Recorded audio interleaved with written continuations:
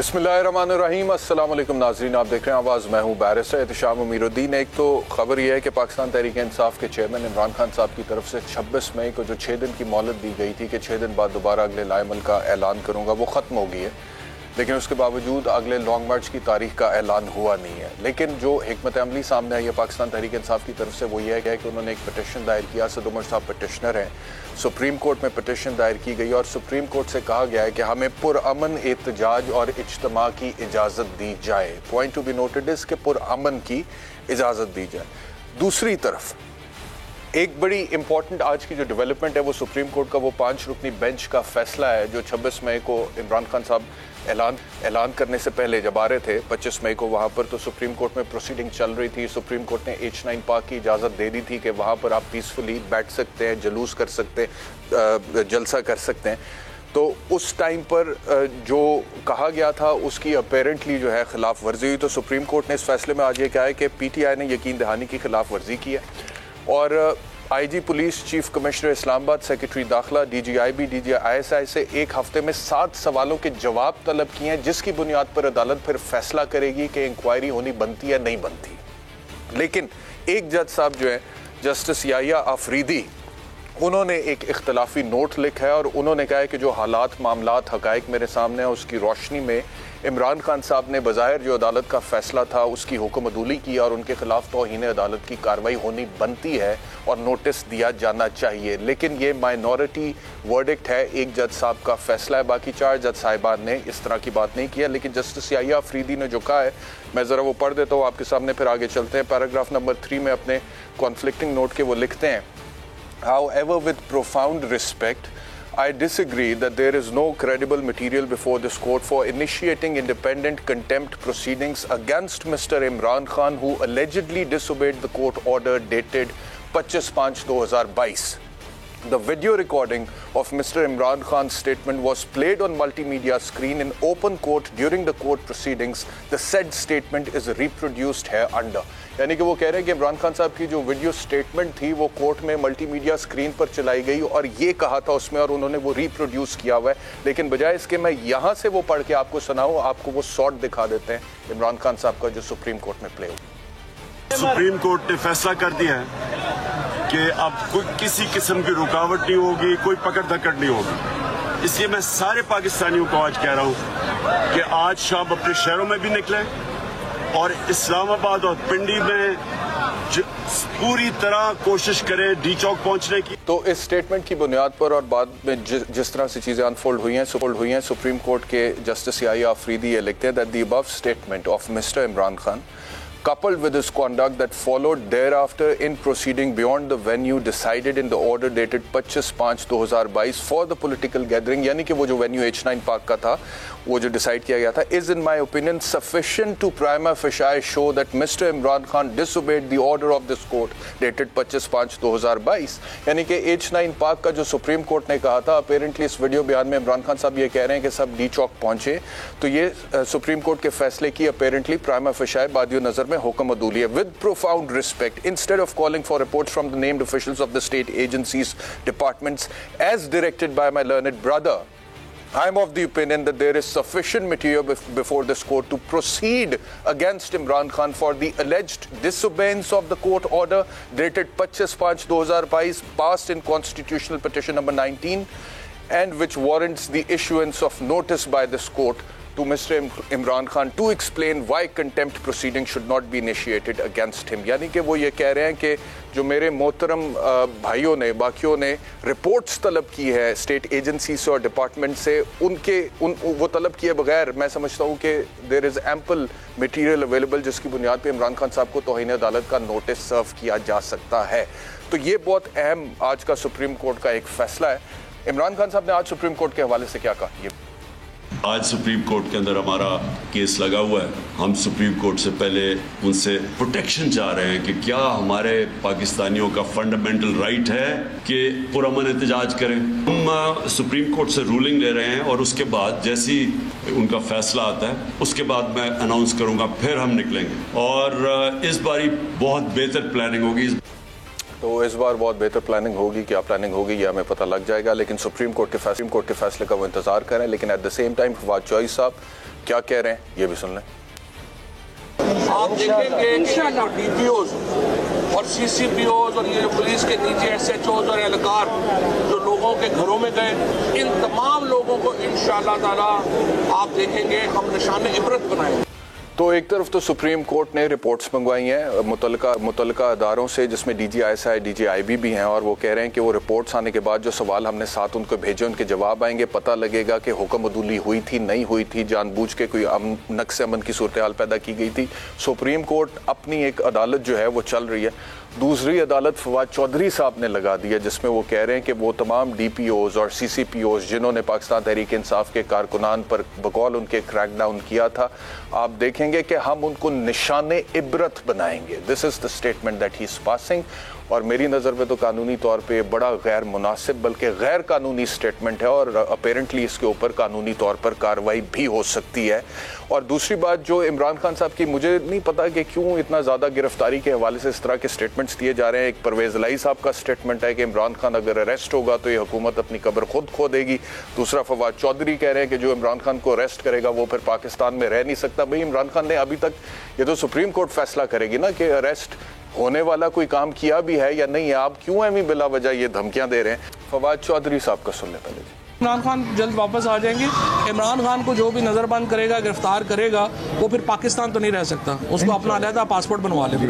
मुझे ज्वाइन किया senior anchor person आसमा शराजी साहिबा ने और सीनियर एंकर पर्सन वसीम बदामी साहब ने। आप दोनों का बहुत बहुत शुक्रिया ज्वाइन करने के लिए। वसीम बदामी साहब, आपसे गुफ्तगू का आगाज़ करते हैं। मुझे बताइएगा कि अब जो सूरत हाल है वो मैंने इंट्रो में कुछ उसको समराइज़ किया है। सुप्रीम कोर्ट का आज का ये फैसला बड़ी अहम डेवलपमेंट, उसकी रोशनी में अब आप क्या देख रहे हैं? पाकिस्तान तहरीक इंसाफ का पहले का जो नैरेटिव था जिसको लेकर वो चल रहे थे कि ये इनकलाब है, ये जहाद है, ये हकीकी आज़ादी मार्च की हमने कॉल दे दी है, अब वो सुप्रीम कोर्ट चले गए, जिसको अप्रिशिएट करना चाहिए कि उन्होंने कानूनी तौर पर एक रास्ता इख्तियार करने की कोशिश की। But at the same time ये स्टेटमेंट जिस तरह के फवाद चौधरी साहब दे रहे हैं, निशाने इबरत बना देंगे। परवेज़ इलाही साहब, फवाद चौधरी साहब ये कह रहे हैं कि इमरान खान, मैं नहीं समझता कि इमरान खान को गिरफ्तार बगैर वजह के तो किसी को भी गिरफ्तार नहीं होना चाहिए। तो इमरान खान तो वैसे ही साबिक प्राइम मिनिस्टर है, वजीर आजम है, लेकिन ये कहना कि जी इमरान खान को अगर कोई गिरफ्तार करेगा तो क्या इमरान खान कानून से बड़े हैं, रियासत से बड़े हैं, स्टेट से बड़े हैं, आइन से बड़े हैं? सर्टनली मैं नहीं समझता कि इमरान खान कोई आइन शिक नहीं करेंगे, लेकिन अपेरेंटली कुछ मामलात ऐसे हुए, वो स्पीकर साहब की जो रूलिंग आई थी मुझे लगता है कि वो आइन से मुतसादिम थी। लेकिन खुदा न खास्ता अगर कल को कोई इस तरह की सिचुएशन बन जाती है तो क्या ये पाकिस्तान तहरीक इंसाफ का एक माइंडसेट आपको नहीं लगता? एक तरफ तो खुद रूल ऑफ लॉ की बात करते हैं, दूसरी तरफ वो अपने आप को कानून से बालातर समझते हैं। वसीम बदामी साहब। बिस्मिल्लाहिर्रहमानिर्रहीम। आपके सवाल के दूसरे हिस्से का अगर पहले एड्रेस करूँ, ये मेरा ख्याल है एक हर पार्टी का एक मिजाज होता है ना, तहरीक इंसाफ में ये एक ख्याल है कि जितना आप सामने से आके, ऊपर से आके बात करेंगे, अटैक करेंगे, चाहे वो फिर इदारे के हवाले से हो, मीडिया के हवाले से हो, एंकर्स के हवाले से कहीं भी, तो वो आपको उतनी जो है वो अपनी आपको ज़्यादा स्पेस मिलेगी। इसी वजह से हम देखते हैं, जिस तरह ये बात सारी आपकी बातों से मैं एग्री करता हूँ, बल्कि मैं आगे जाऊँ, मेरा ख्याल है कि पाकिस्तान तहरीक इंसाफ के इस सारे मार्च में जिस अंदाज से शेलिंग हुई, मैंने इसकी 10 बार मजम्मत की, बहुत ही नामुनासिब विजुअल्स थे।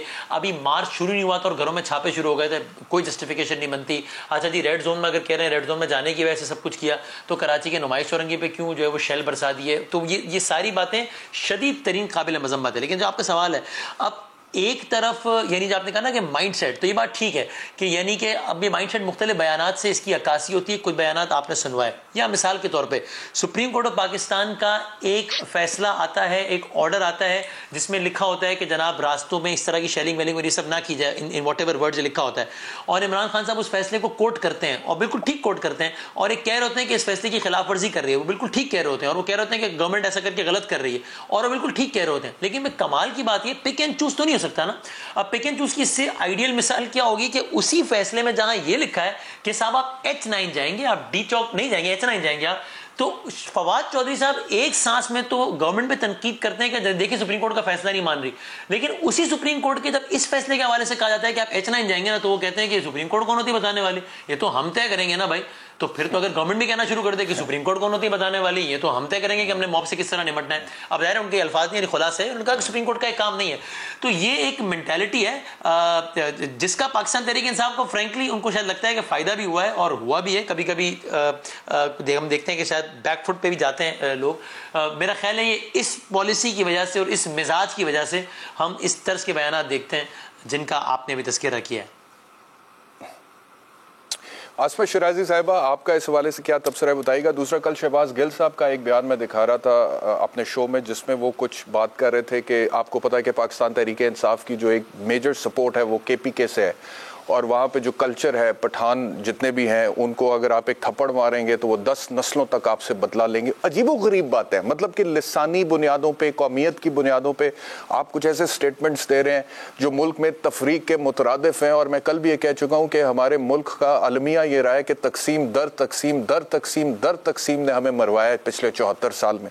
دوسری طرف یہ والا جو مزاج ہے کہ جیسے if we're somebody who're above the law, ایک طرف تو رول آف لا کی بات کرتے ہیں, قانون کی بالادستی کی بات کرتے ہیں, دوسری طرف گل صاحب کے اس طرح کے سٹیٹمنٹس, فواد چوہدری صاحب کے اس طرح کے سٹیٹمنٹس, کیا کہیں گے؟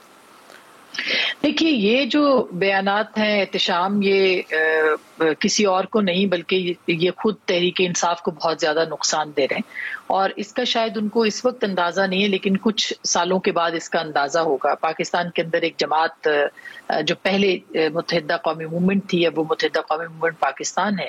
اگر آپ دیکھیں تو ان کے سٹیٹمنٹس جب ایسے آتے تھے کچھ رہنماؤں کے, تو کس طرح کے اس وقت تھرتھلی مچ جاتی تھی, کھلبلی مچ جاتی تھی. لیکن آپ دیکھیے کہ آج جو MKM پاکستان سامنے آئی ہے اس کی ایک طرح سے بالکل صاف جو ہے وہ اس کی جو چیزیں ہیں وہ سامنے آتی ہیں, اور وہ بالکل اس سے بالکل ڈیویٹ کرتے ہوئے دکھائی دیتے ہیں.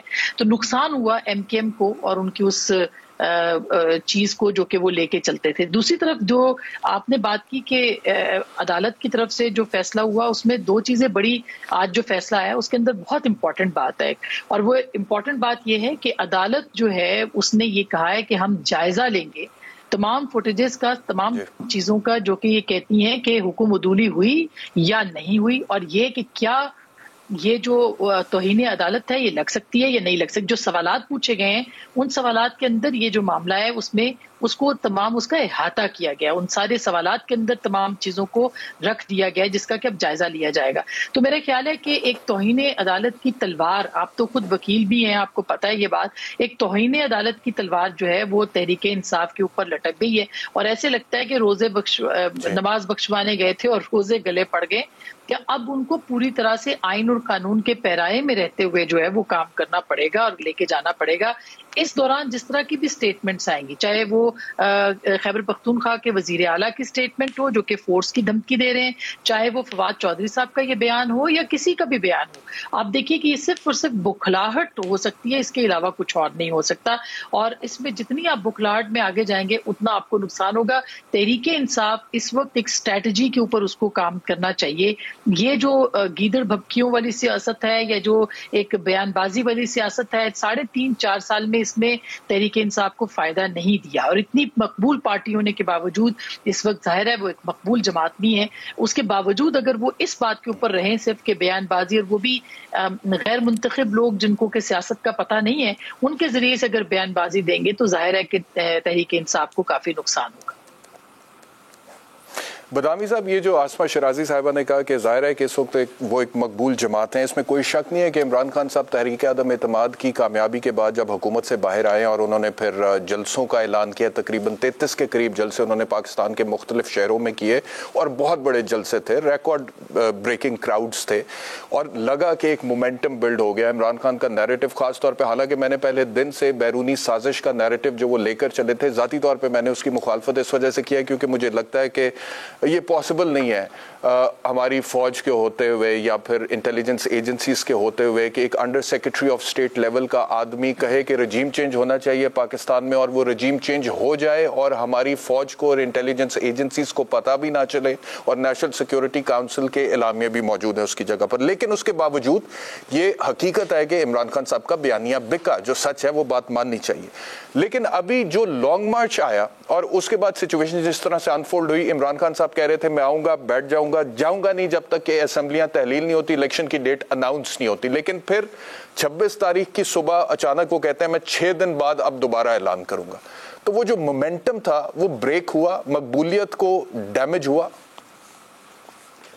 اچھا, آئی تھنک مقبولیت کو ڈیمیج نہیں ہوا, لیکن ظاہر سڑک پہ آنا اس کی اپنی ایک سائنس ہوتی ہے. پھر جلسے کا کراؤڈ الگ ہوتا ہے. جلسے میں جب آپ جاتے ہیں تو آپ کو معلوم ہوتا ہے آپ کے شہر میں جلسہ ہو رہا ہے, یعنی کہ آپ جہاں پر مقیم ہے وہاں زیادہ سے زیادہ 1 گھنٹے کی سواری کی مسافت پر وہ جلسہ ہو رہا ہوگا, اور آپ کو معلوم ہے کہ میں نے 4 گھنٹے میں واپس آ جانا ہے. اس میں بھی آپ سلیکٹ کر سکتے ہیں اپنا ٹائم کہ میں یہ پرائم ٹائم پہ جاؤں گا, فلاں تقریر سن کے واپس آ جاؤں گا. دھرنے کا مطلب ہے کہ دھرنا تو پھر دھرنا ہے, تو اس کا مطلب ہے کہ آپ نے پھر اگلے دن جاب پہ جانا ہے. یہ ساری چیزیں آپ نے معطل کر کے وہاں جا کے بیٹھ جانا ہے. تو دھرنے کا ماحول الگ ہوتا ہے, جلسے کا ماحول الگ ہوتا ہے. مجھے لگتا ہے جو عمران خان صاحب نے سپورٹ گین کی ہے وہ بھی انٹیکٹ ہے, لیکن دھرنے کا اس انداز سے ماحول وہ بنانا مشکل بھی ہوتا ہے, اور وہ بنانے میں ان کو مشکل ہوئی بھی ہے. تو ایک طرف تو یہ بات صحیح ہے کہ گورنمنٹ نے جو ہتھ کنڈے اپنائے جو کہ میرے خیال میں بالکل غلط تھے, سپریم کورٹ کے احکامات کی بھی خلاف ورزی تھی, اور ادروائز اس میں پوری بحث کر سکتا ہوں کہ میں کیوں اس کو غلط سمجھتا ہوں.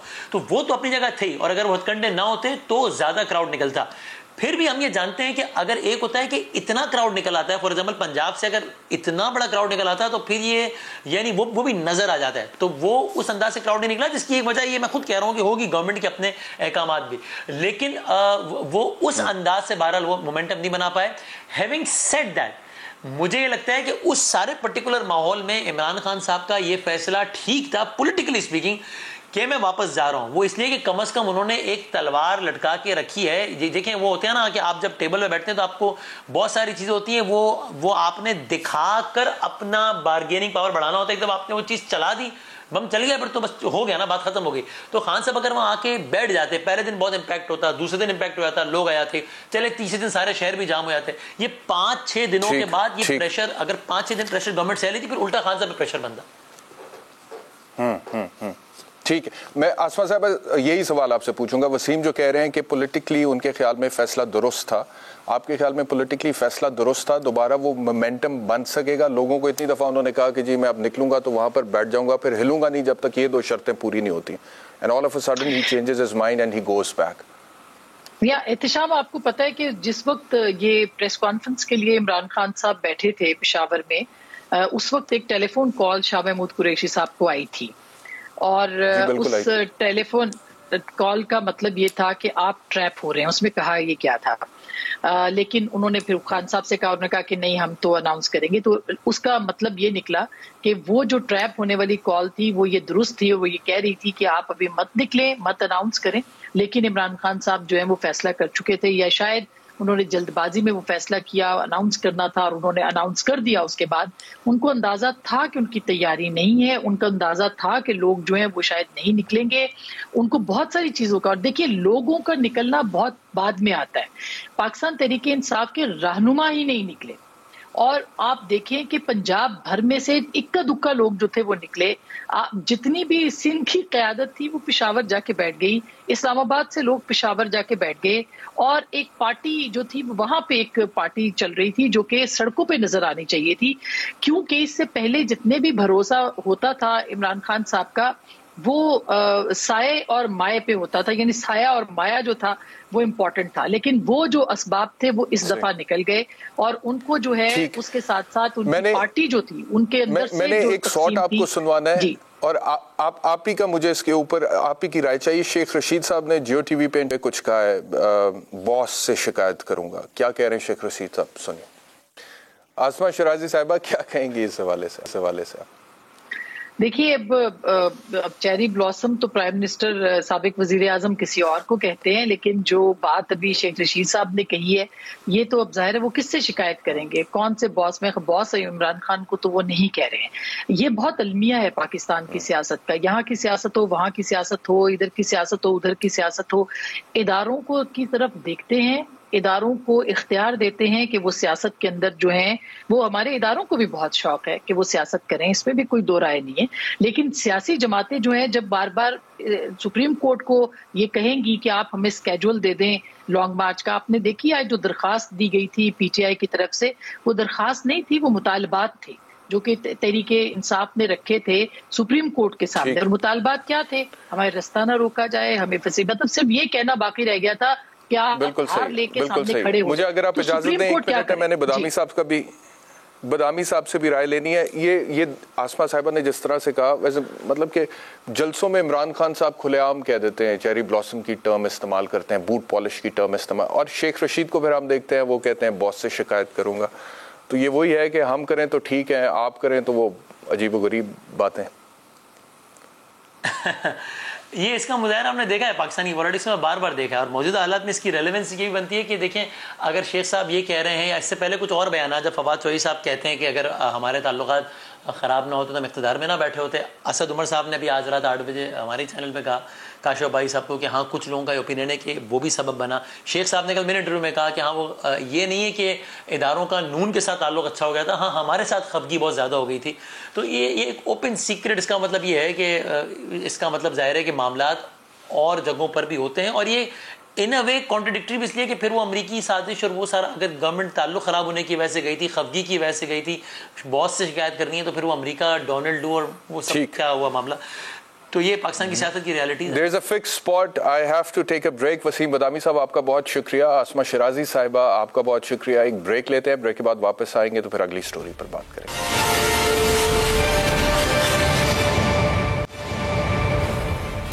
ویلکم بیک ٹو آواز. بات کرتے ہیں کچھ معیشت کے حوالے سے.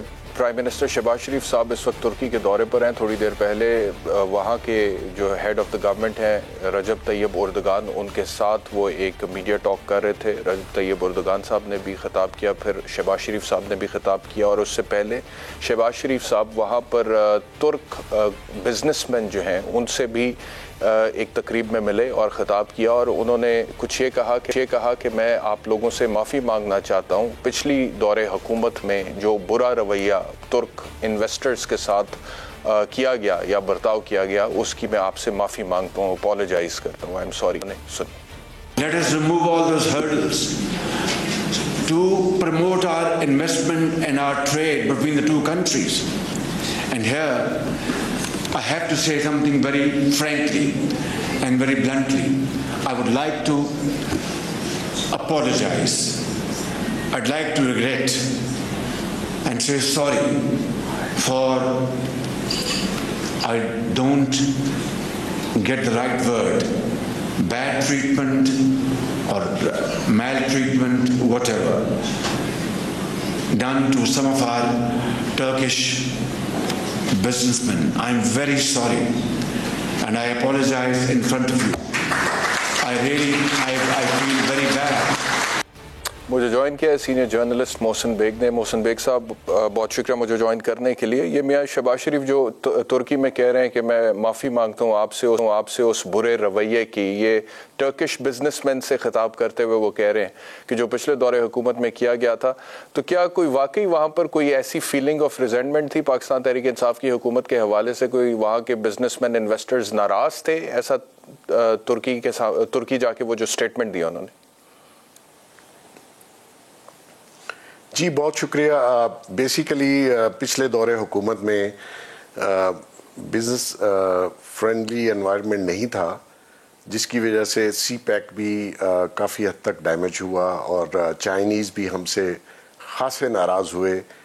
اسی دوران سعودی عربیہ نے بھی $20 بلین کی حامی بھری. ان کے جو ایم بی ایس ہیں ولی عہد، وہ آئے پاکستان کا دورہ کیا اور ان کو کہا کہ ہم 20 بلین کے قریب، جس میں آئل ریفائنری تھی گوادر میں اور 3-4 پروجیکٹس تھے، وہ بھی ناراض ہو کے چلے گئے. یو اے ای نے بھی اسی طریقے سے ہاتھ کھینچ لیا. تو یہ جو ٹرکش بزنس مینوں کے ساتھ ہم نے کیا، اس میں کارکے کا کیس بہت مشہور ہے. اس میں ہماری کورٹس چیف جسٹس اس وقت کے افتخار چودھری صاحب بیچ میں کود پڑے، اور جو بزنس ڈیلز ہیں یا گورنمنٹ کے ساتھ جو بزنس مین اور جو کانٹریکٹرز انٹرنیشنلی کانٹریکٹ لیتے ہیں، جس میں آپ دیکھ لیں ریکو ڈک بھی تھا، تو ایسے پوری دنیا میں ہمارا کنٹری بدنام ہوتا ہے اور لوگوں کا جو ٹرسٹ ہے انویسٹر کا وہ ختم ہو جاتا ہے کہ رجیم چینج ہو تو پالیسی چینج ہو جاتی ہے. ایسا نہیں ہونا چاہیے. آپ کو اگر اسٹیٹ کوئی ایگریمنٹ بزنس مین سے یا انویسٹر سے یا انٹرنیشنل کمپنی سے کرتے ہیں تو پھر اس کو اون کرنا چاہیے. یہ نہیں ہے کہ رجیم چلی جائے گی تو آپ ان کو ان کا کانٹریکٹ کینسل کر دیں, ان کو ہیراس کریں اور ان کو یہاں سے بھگا دیں. یہ انہوں نے بات شہباز شریف صاحب لیکن محسن بیگ صاحب ترکی میں جو کی ہے. جی میں یہ کہہ رہا ہوں, آپ نے افتخار چودھری صاحب کا ذکر کیا وہ کارکے کے حوالے سے, لیکن عمران خان صاحب کے دور حکومت میں تو افتخار چودھری چیف جسٹس نہیں تھے, اور عمران خان کو تو بلکہ یہ کہا جاتا کہ کارکے کا جو ڈسپیوٹ تھا جس میں پاکستان کو ایک بڑی پینلٹی ڈال سکتی تھی, اس میں پھر عمران خان نے ایک اچھا کردار ادا کیا اور اپنے ذاتی تعلقات کی بنیاد پر وہ سیٹل بھی ہو گیا اس کمپنی کے ساتھ. اور وہ جو ٹرکی کے ساتھ تعلقات کی مثال تو وہ بھی دی جاتی ہے نا کہ وہ ارطغرل ڈرامہ کہتے ہیں, وہ پاکستان لے کر آئے ہیں اور وہ پاک ترک تعلقات میں بہتری ہوئی ہے, اور وہ مسلمانوں کا پرانا ماضی اور کلچر جو ہے وہ عمران خان صاحب ریوائیو کرنا چاہتے ہیں ایک ترک ڈرامے کے ذریعے. تو وہ تو ایک امپریشن پی ٹی آئی کی گورنمنٹ یہ دیتی تھی کہ ترکی کے ساتھ بڑے اچھے مثالی تعلقات ہیں پی ٹی آئی کے دور حکومت میں. تو شہباز صاحب بالکل آل ٹوگیدر ایک ڈفرنٹ بات نہیں, کون ٹھیک ہے دونوں میں سے؟ نہیں, وہ شہباز صاحب ریلیونٹ بات کر رہے ہیں. اس میں بہت ساری ٹرکش کمپنیز تھی جن کے ساتھ ایگریمنٹس نواز شریف کے دور میں ہوئے تھے, ان کو آگے جا کے پروسیس ہی نہیں کیا گیا, ان کو شک کی نگاہ سے دیکھا گیا کہ شاید کوئی اس میں کیوں کانٹریکٹ دیے گئے. اسی طرح یہ جو چائنیز ہیں, چائنیز کے آپ کے سامنے جہاں تک کارکے کی بات ہے اس میں عمران خان کی گورنمنٹ کا اٹ سیلف کوئی تعلق نہیں ہے, وہ ہمارے ریاست کے اداروں نے اس کو سیٹل کیا, اور اس میں ہماری جو آئی ایس آئی ہے ان کے جو لوگ تھے یہ اپریشیٹ کرنا چاہیے کہ انہوں نے اس کو سالو کیا, ورنہ یہ کام نہ نیب کر سکی تھی اور نہ کوئی اور ادارہ کر سکا تھا. تو جہاں تک شہباز شریف صاحب کے اس اسٹیٹمنٹ کا تعلق ہے, ہمیں اپولوجائز ضرور کرنا چاہیے ایز اے اسٹیٹ. اب آپ دیکھ لیں کہ عمران خان صاحب ان کو چور چور کہتے ہوئے تھکتے نہیں ہیں, لیکن وہ کیا وجہ ہے کہ ترکش کے بزنس مین بھی اس گورنمنٹ سے کام کرنا چاہتے ہیں, چائنیز نے تو نام دیا ہوا ہے سپیڈ, شہباز سپیڈ کے نام سے, اور یو ای بھی کام کرنا چاہتا ہے, قطر والے بھی یہاں آنا چاہتے ہیں. تو آخر اس گورنمنٹ کی یا یہ جو ہماری اتحادی گورنمنٹ ہے اس کی کوئی تو کریڈیبلٹی ہوگی نا, جس کی وجہ سے یہ سارے انویسٹر واپس آنا چاہتے ہیں. اور جب تک انٹرنیشنل انویسٹر نہ آئے, آپ دیکھ لیجئے عمران خان نے کہا جی میں انویسٹر لا رہا ہوں, لیکن فارن انویسٹمنٹ جو تھی وہ زیرو پہ تھی.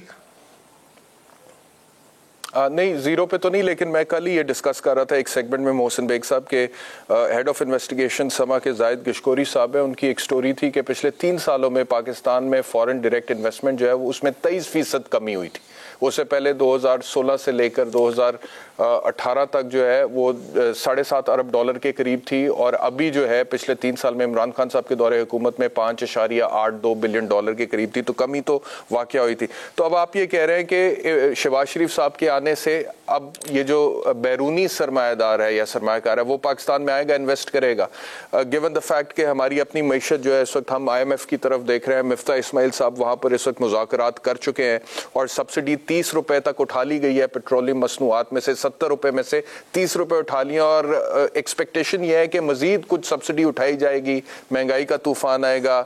یہاں پہ معیشت کے یہ حالات ہیں, تو ان حالات میں آپ کو لگتا ہے کہ انٹرنیشنل انویسٹمنٹ آئے گی؟ دیکھیں جو فارن انویسٹمنٹ ہے وہ ایسے کنٹریز میں جیسے ہمارا ملک ہے, یہاں پہ شارٹ ٹرم اور لانگ ٹرم کے جو پروجیکٹس ہیں اس میں فارن انویسٹر جو ہے وہ آتا ہے, اور اس کو اپرچونٹیز نظر آتی ہیں بہت ساری جگہوں پہ, وہ انویسٹ کرنا چاہتا ہے. ڈیولپنگ کنٹری ہے, اور یہ جو آپ نے جو فگرز مجھے بتائے ڈائریکٹ انویسٹمنٹ کے, یہ وہ آپ کی بات بھی ٹھیک ہوگی, لیکن میں جو گفتگو کر رہا تھا کہ جس شدت سے, کیونکہ آن گوئنگ پروجیکٹس میں انویسٹمنٹ آتی رہتی ہے اور اس میں مشینری امپورٹ ہوتی ہے, اس میں بہت ساری چیزیں ہیں, لیکن over all initiative business community کو انٹرنیشنل لیول پہ نہیں دیا گیا کہ اور انویسٹر آتے, اور جب کمی ہوتی ہے تو اس کا مطلب یہی ہے کہ آن گوئنگ پروجیکٹ تو چل رہے ہوتے ہیں, نیا کوئی بندہ نہیں آتا. اب جہاں تک بات یہ ہے کہ انٹرنیشنل انویسٹر کا یا بزنس کمیونٹی کا جو ان لوگوں پہ جو موجودہ گورنمنٹ ہے اس پہ ٹرسٹ کیوں ہے, کیونکہ بزنس فرینڈلی انوائرمنٹ دینا چاہتے ہیں, اور بہت سارے ہمارے پاس پروجیکٹ ہیں جس میں سعودی گورنمنٹ انٹرسٹڈ ہے, جس میں یو ای انٹرسٹڈ ہے, جس میں چائنیز جو ہیں. اب آپ سی پیک کا دیکھ لیجئے کس برے طریقے سے وہ چائنیز کو خفا کیا گیا, حالانکہ اس کی کوئی ریزن نہیں تھی. تو اب بھی میں یہ سمجھتا ہوں کہ اگر ہمارے ملک میں پولیٹیکل سٹیبلٹی آ جائے تو فارن انویسٹر جو ہے وہ انشاءاللہ تعالیٰ اس ملک میں انویسٹ کرنا چاہتا ہے. کیا وجہ تھی خوف کی؟ اور ہمارا ایک ایسا ملک ہے, चाइनीज की खफगी की क्या बस वजह थी ये, इमरान खान साहब के दौरे हुकूमत में? देखिए, एक तो उनको शायद रिस्पांस ठीक नहीं दिया गया और उनके जो प्रोजेक्ट्स थे सी पैक के अंदर उनको श्रिंक किया गया। उनकी काफ़ी सारी जो फंडिंग हमारे यहाँ से जो लोकल फंडिंग थी वो खान साहब ने रोक दी। इसलिए कुछ प्रोजेक्ट्स में लोकल फंडिंग भी चाहिए और सी पैक के जो प्रोजेक्ट्स हैं उसमें वो चाइनीज़ भी इन्वेस्टमेंट करते हैं। ये एक म्यूचुअल एग्रीमेंट था। तो वो उन्होंने जो इंडस्ट्रियल जोन्स थे वो 4 या 5 थे वो कम कर दिए, उसका रूट भी चेंज कर दिया और सी पैक के तहत जो मुख्तलिफ प्रोजेक्ट थे उनको ख़त्म किया।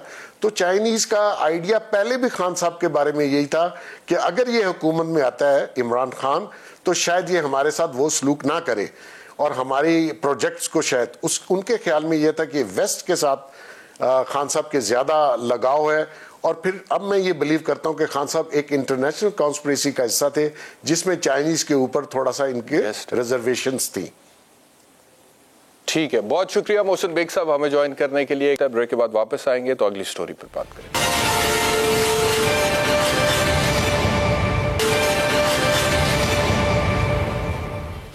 वेलकम बैक टू आवाज़। अब बात करते हैं अगली स्टोरी पर। पाकिस्तान तहरीक इंसाफ के रहनुमाओं को अक्सर आपने सुना होगा, वो कहते हैं कि ये जो मौजूदा हुकूमत है ये भानमती का कुंभा है, पीडीएम की तमाम जमातें इसके अंदर हैं। और अब ये खबर आ रही है कि नए चेयरमैन नैब की तैनाती के हवाले से हुक्मरान इत्तेहाद में फूट पड़ी। आसिफ अली जरदारी साहब ने जस्टिस रिटायर्ड मकबूल बाकर साहब का नाम जो है वो फ्लोट किया था, जिस पर पाकिस्तान मुस्लिम लीग नवाज को तहफ़्फ़ुज़ात हैं, जबकि जरदारी साहब ज़राए की खबर यह है कि उसके ऊपर बाज़िद हैं और वो ये कहते हैं कि जस्टिस रिटायर्ड मकबूल बाकर साहब जो है वो अच्छी शोहरत के हामिल हैं और गैर मुतनाज़ शख्सियत हैं। जबकि नून लीग का ये कहना है कि रिटायर्ड जजेस को चेयरमैन नैब लगाने के असरात हम भुगत चुके हैं और सर्टनली उनकी जो मुराद है वो जस्टिस रिटायर्ड जावेद इकबाल साहब से है जो अभी तक चेयरमैन नैब हैं।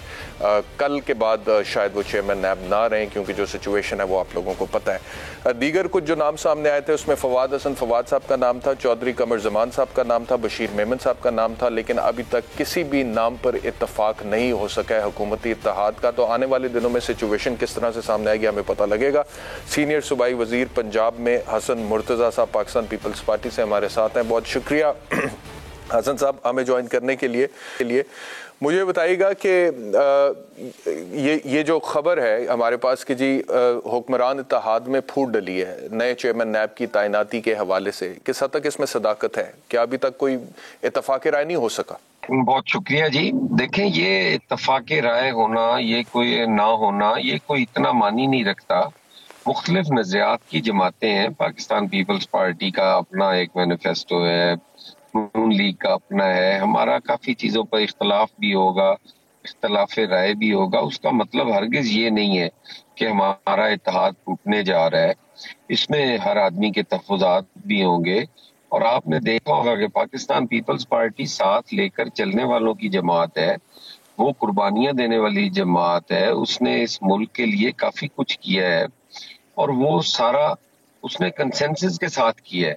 अगर आप 18th अमेंडमेंट को ही देख लें, आज जिसकी वजह से ये मुल्क बचा हुआ है, जिसकी वजह से इस मुल्क का ये निज़ाम बचा हुआ है, आमरों का रास्ता रुका हुआ है, ये सारी चीजें हमने कंसेंसस के साथ की।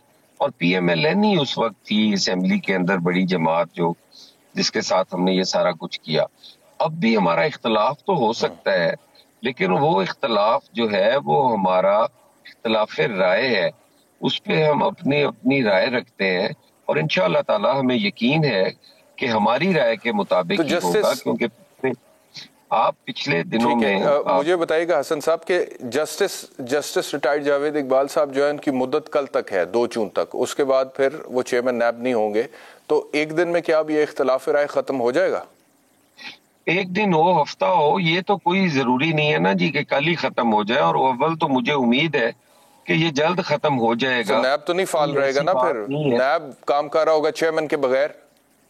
देखिए, नैब लॉज में भी अब तरमीम की गई है। तरमीम तो मैंने वो देखा तो नहीं है, लेकिन उसमें यकीनन ये चीज भी देखी गई होगी क्योंकि पहले नहीं थी कि नए चेयरमैन की तकर्री तक कौन होगा उसको लुक आफ्टर चार्ज कह लें या कौन उसकी जगह पे कायम मुकाम जो है वो चेयरमैन नैब होगा। ये सारी चीजें तो उन कवानीन में जो जिनमें अब तरमीम की गई हैं वो मौजूद होंगी।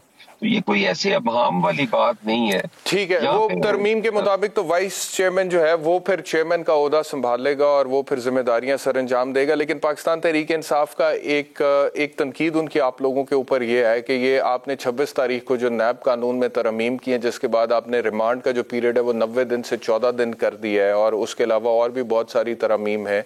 وہ کہتے ہیں کہ آپ نے نیب کو ٹوتھ لیس ٹائیگر بتا دیا, اور اس وجہ سے کہ آپ لوگوں کے جو لیڈرشپ ہے ان کے جو کیسز ہیں اس میں آپ لوگوں کو فائدہ ہو, اسی لیے ترمیم کی گئی. ہم نے تو وہ ریمانڈ بھی بھگت لیے جی, ہم نے تو وہ نیب بھی بھگت لی.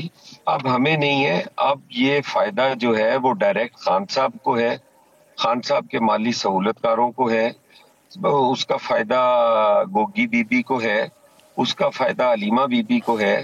یہ سارے اس سے مستفید ہوں گے جی, یہ ساروں کو فائدہ ہے. ہم نے تو نہیں, لیکن فرح خان کے علاوہ اور کسی کو تو نیب کا نوٹس نہیں کیا ابھی تک آپ کے دور حکومت میں. فرح خان یا فرح گوگی کے علاوہ علیمہ صاحبہ یا عمران خان صاحب یا دیگر کوئی.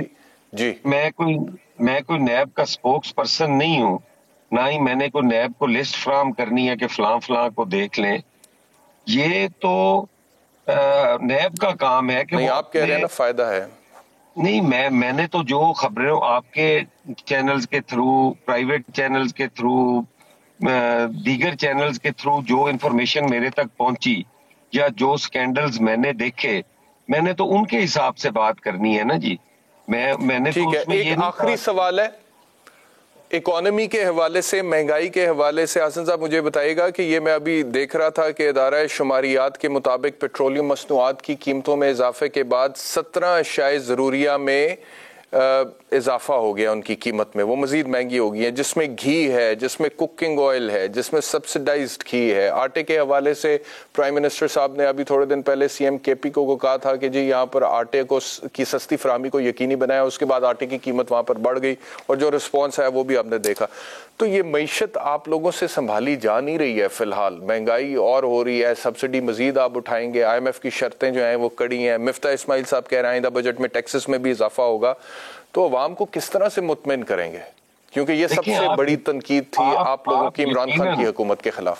آپ یقیناً درست فرما رہے ہیں, اس میں کوئی دو رائے نہیں ہے کہ اس سے سب سے بڑا چیلنج جو حکومت کے سامنے ہے وہ مہنگائی ہے, ذخیرہ اندوزی ہے, بے روزگاری ہے اور لا اینڈ آرڈر ہے.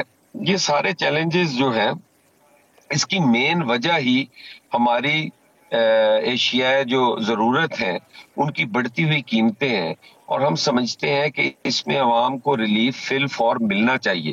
لیکن میں یہ بھی نہیں کہتا کہ پچھلی حکومت یہ کر گئی, لیکن جو IMF کے ساتھ معاہدے ہوئے ہیں.